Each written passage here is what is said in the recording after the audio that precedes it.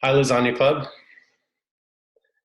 In your first box, you're going to find a bottle of the Rheingau Riesling Tradition from Weingut Robert Weil.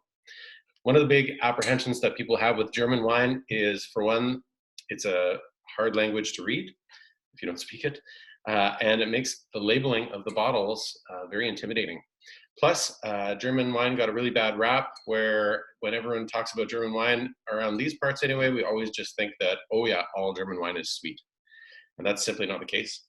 Uh, German wine, particularly from the Rheingau, is massively high quality, super, super delicious. So let's talk a little bit. So obviously, as the Rhine cuts through Germany as it heads north, it meanders all over the place. But in the Rheingau, it's a very unique spot where the Rhine is traveling due west, and the Rheingau is right above it.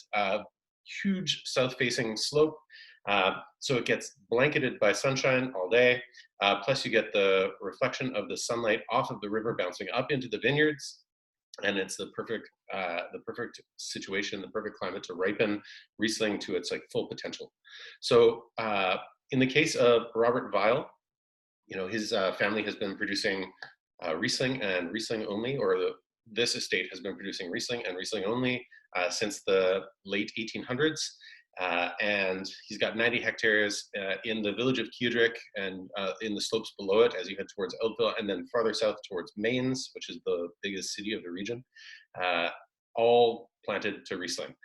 And he's a member of a group of German winemakers that puts a focus on quality sites called the VDP, which we'll talk about more in subsequent videos. But yeah, he's one of those original gangster Riesling producers for sure. So we have 2018, which is one of the hottest vintages on record. It gave the Riesling a full chance to ripen. You're going to find in beautiful ripe Rheingau Riesling, you're going to find lots of mandarin oil. You're going to find lots of like those white peaches and ripe kind of peach flavors and peach pits.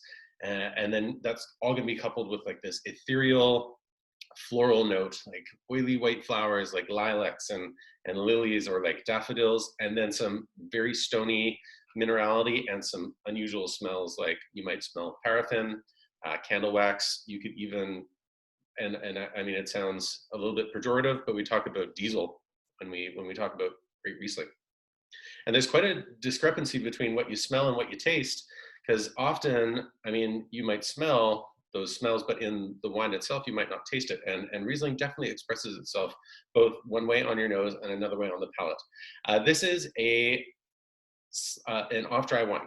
So we wouldn't call this wine sweet. It is definitely a beautiful balance of acidity and sugar, which is one of the things that's focused on in German wine, allowing the grapes to fully ripen and develop their own natural sugars, and then stopping the fermentation, which doesn't complete the alcoholic fermentation and leaves a little bit of residual sugar behind.